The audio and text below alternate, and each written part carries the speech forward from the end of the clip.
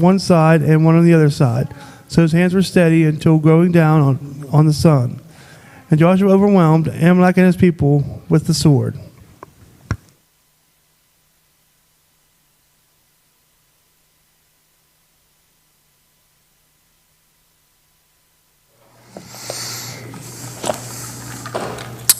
Good morning. We've been talking for a long time about this cycle of loving your neighbors, getting into the lives of your neighbors, walking alongside of them in life, showing them that you love them as you love yourself, doing acts of kindness, being there for them, building relationships with them, moving them to loving God, which is the greatest commandment. Loving your neighbors is the second greatest commandment. Showing them who God is. And a lot of times we do that through loving them, through showing them that we are the hands and the feet of Jesus Christ. And then moving them to serving others, moving them to put their faith into action, right? Because if we don't, James says that our faith is useless. And that includes serving other people, taking care of people who have needs, the poor, the hungry, the widows, the orphans, and so on. Our theme this year is God first, and our theme verse is Deuteronomy chapter 6, verse 7. You shall teach them, that is the commandments, diligently to your children, and shall talk of them when you sit in your house, and when you walk by the way, and when you lie down, and when you rise. This quarter, it's the final quarter of this year, and we're talking about God and others. How do we connect God to others? If we're putting God first, how do we connect God with others? And basically that's the loving your neighbor part of that cycle. How do we get into the lives of people and teach them who God is through loving them? Today's story, DP read from Exodus chapter 17, and this is when Moses becomes tired. They're fighting the Amalekites. They come in and kind of torture the Israelites. Moses hears about it. And God commands him to take the staff in his hand. This is the staff that Moses had when he parted the sea. It's the staff that Moses has had with him. It's called the staff of God. It's the staff that he used when he brought water from a rock. It's the staff he used everywhere he went. This was the staff of God, and it had incredible power. But I don't think there was anything particularly special about the staff.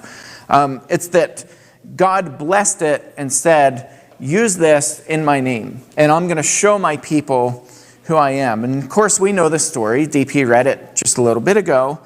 As long as he was holding the staff in the air, the Israelites were winning the war. But as soon as his hands started to get tired, the Amalekites would take over, and they would begin defeating the Israelites. But I want to back up a little bit before we finish this story, because I think it's important to get the backdrop to this story. So the Israelites had been in slavery for 450 years. That's a long time to be under oppression. And we know that story too. God, through a series of miracles, shows Pharaoh that God is God. And Pharaoh bucks that system, and he says, well, my heart's hard, and I'm not going to let your people go. And so this went on and on and on. Pharaoh was absolutely defiant. And then finally he said, okay, fine, I'm gonna let your people cross. And this was after all the firstborn died. We had the firstborn of both the animals and people. Through this curse, they died, except for the Israelites. And then God allows the Israelites to go across the Red Sea on dry land. Right? We all know this story. And then Pharaoh, in one final act of defiance, he has his army charge after the Israelites. God closed the sea over top of them, and interestingly, archaeologists have found remains of chariots under the Red Sea at the spot where we suspect the Israelites crossed. And actually, quite a few parts in the middle of the Red Sea have been discovered. I think that's absolutely fascinating. But the Israelites come out and they get hungry. And they're in the desert, and they're not only in the desert, but they're in a violent part of the desert where temperatures reach as high as 120 degrees plus. You don't find wildlife, you don't find pasture.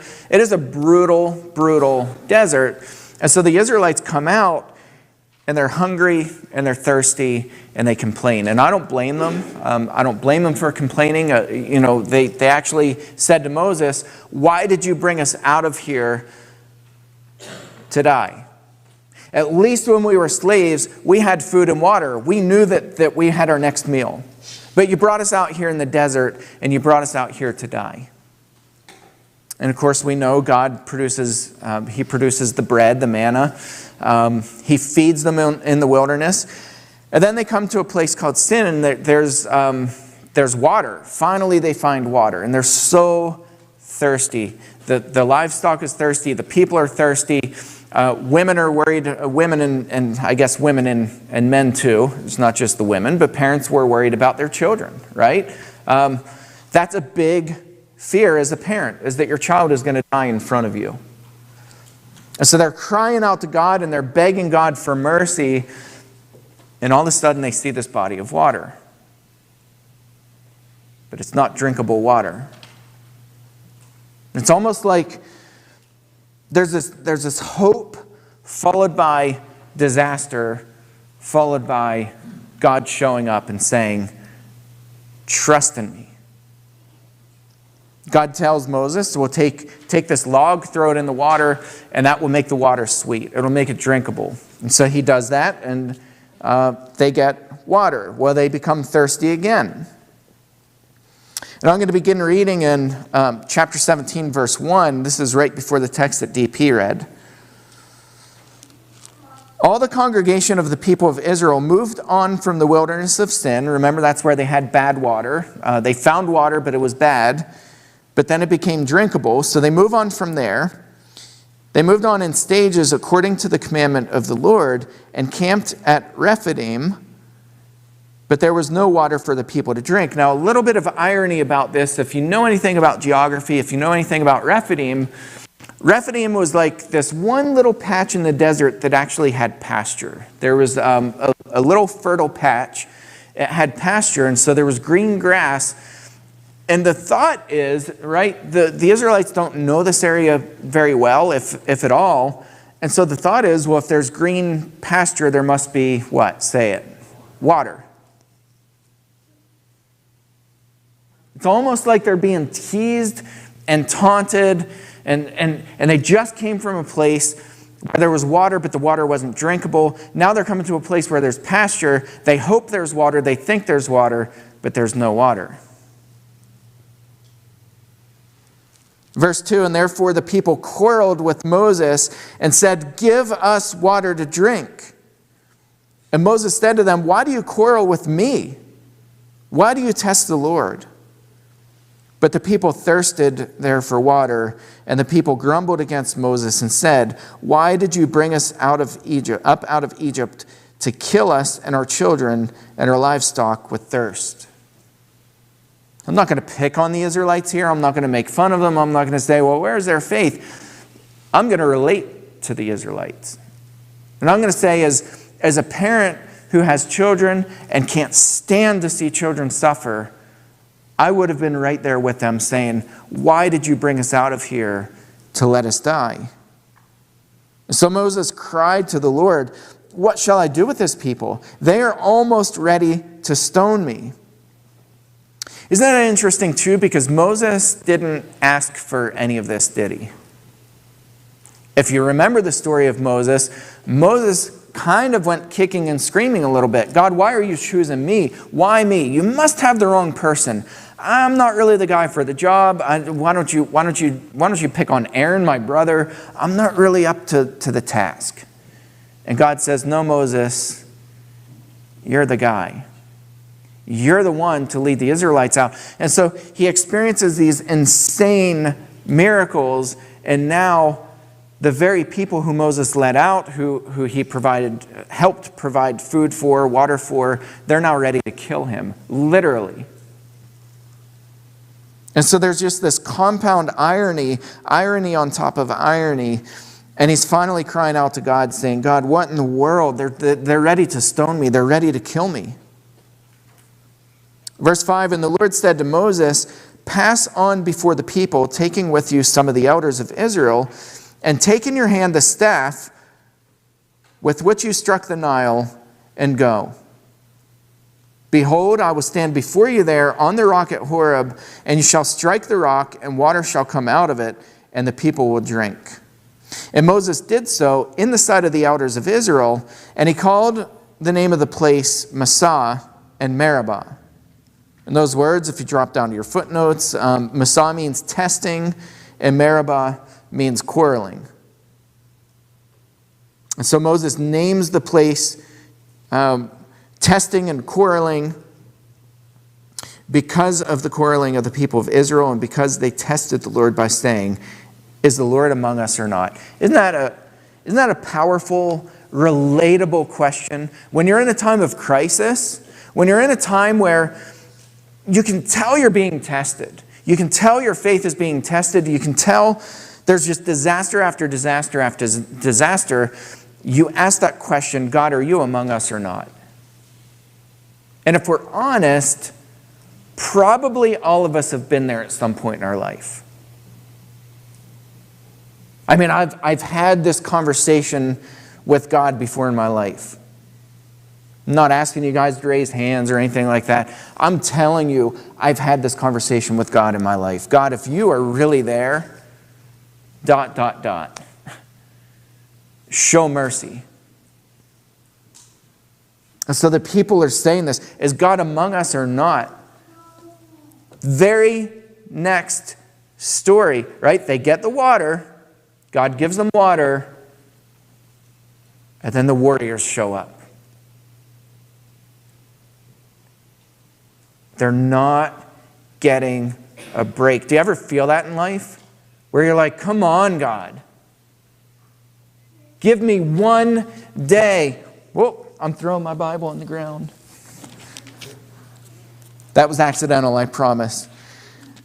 But right, we experience those times where like, God, just give me one day of rest. Give me one day where the car's not broken. Give me one day where I don't have some disaster cropping up in my life. And the Israelites are here. And by the way, they're not living this comfortable, cozy life where they get to retreat and go home at the end of the day. They're living where? In tents, right? In the middle of the wilderness, going where? Nobody knows. God hasn't told them. God just told them, hey, stay camped, and then whenever my tent moves, whenever you see this cloud, and follow the cloud and follow me. Okay, God, all right, we're with you, but where are we going? And they get silence. And it's day after day after day of just torture. And now the irony of ironies is that the parents who are together, worrying about their kids, now have who? The fathers going out into war. By the way, what happens with war? Always, people die. People die. And I don't think the Israelites went into this war unscathed. And so it's this irony on top of irony. And then here's where DP started reading. I'm going to read the rest of this starting in verse 8. And then Amalek came and fought with Israel at Rephidim. And so Moses said to Joshua, choose men and go out and fight with Amalek. And tomorrow I will stand up on top of the hill with the staff of God in my hand. And so Joshua did as Moses told him and fought with Amalek while Moses, Aaron, and Hur went up on top of the hill. Whenever Moses held up his hand, Israel prevailed, and whenever he lowered his hand, Amalek prevailed. But Moses' hands grew weary. Can you relate to that? There's a lot in this story I think we can relate to. He grew weary. So they took a stone and put it under him. and he sat on it. While Aaron and Hur held up his hands on one side and on the other side. So his hands were steady until the going down of the sun, and Joshua overwhelmed Amalek and his people with the sword. Then the Lord said to Moses, "Write this as a memorial in a book and recite it in the ears of Joshua, that I will utterly blot out the memory of Amalek from under heaven." Moses built an altar and called the name of it, "The Lord is my banner," saying, "A hand upon the throne of the Lord, the God will have war with Amalek from generation to generation." And so they won the war that day, and they only won that war because of the staff of God. Moses was able to hold it up. The only reason Moses was able to hold it up is because people cared enough to put a rock under him and to literally, this isn't a metaphor, they literally held his hands up.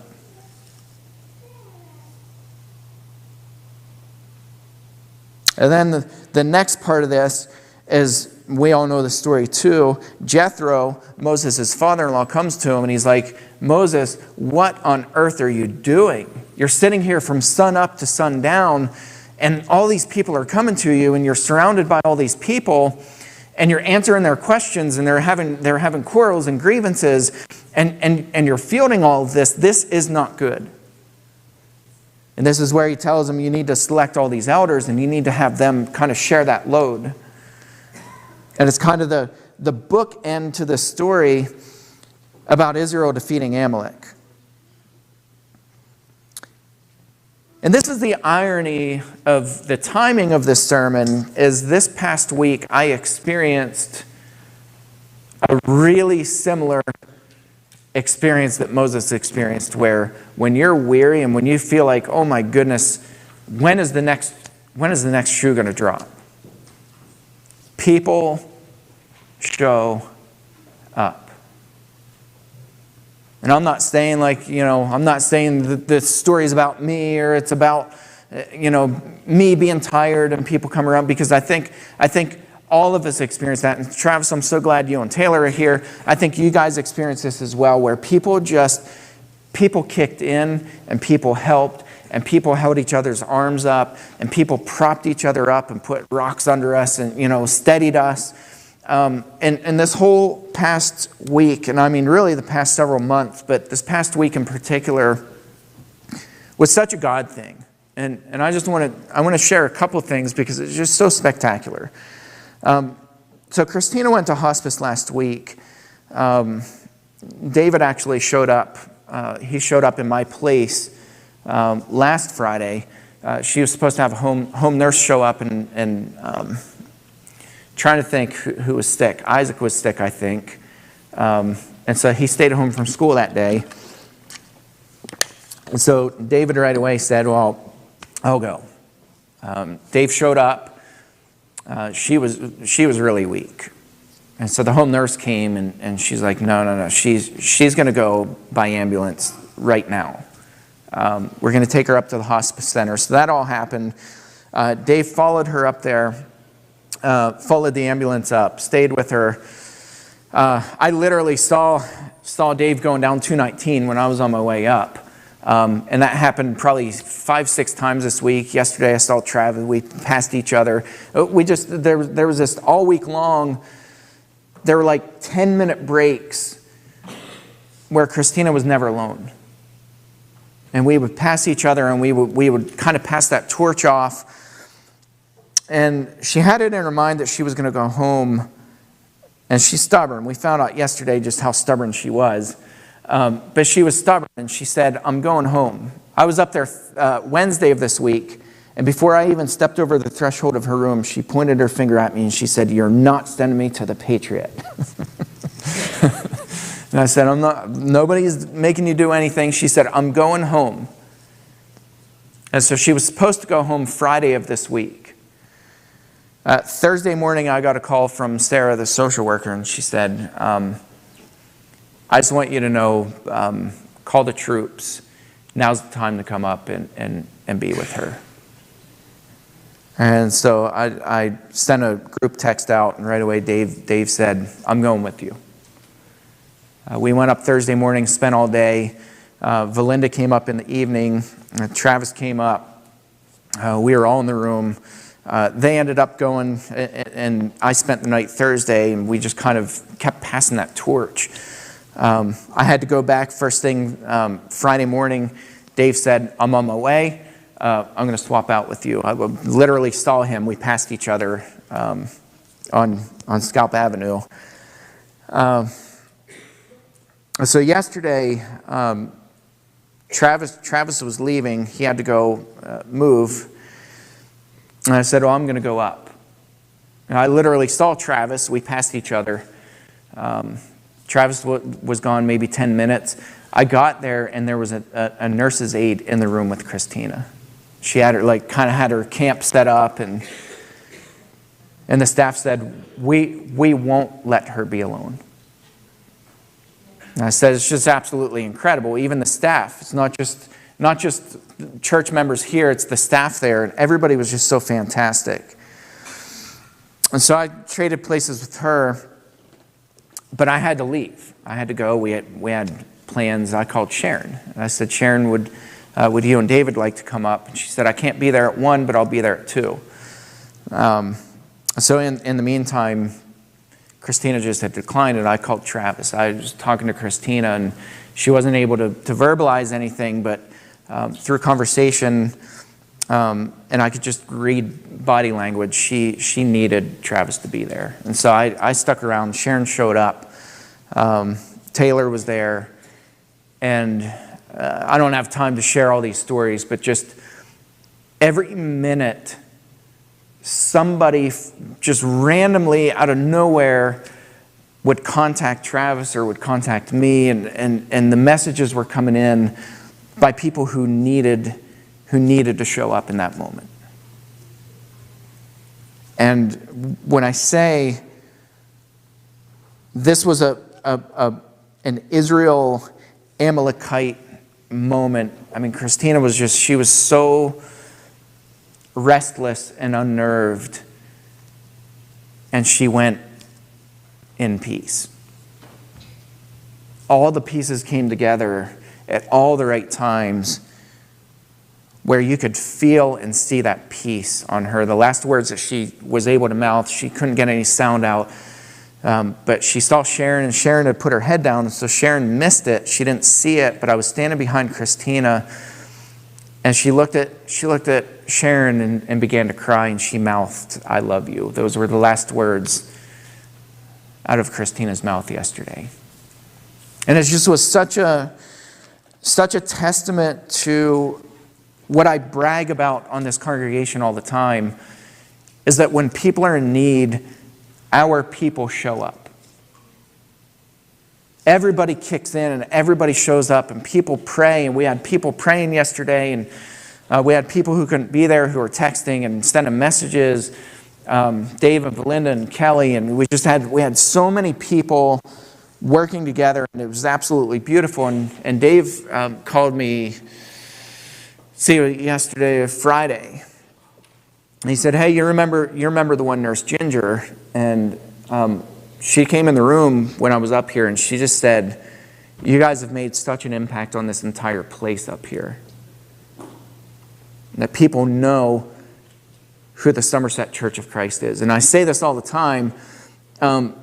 Do people know us outside these doors?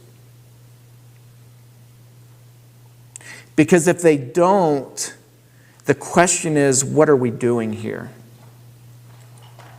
And yesterday was such a proud moment, because it made me realize that not only do people know us outside these walls, but people cherish this congregation. And yesterday, people teared up. I was talking to the nurse in charge, and she was so fantastic. And when I walked in the door at hospice yesterday, she just smiled and she goes, you must be Jimmy.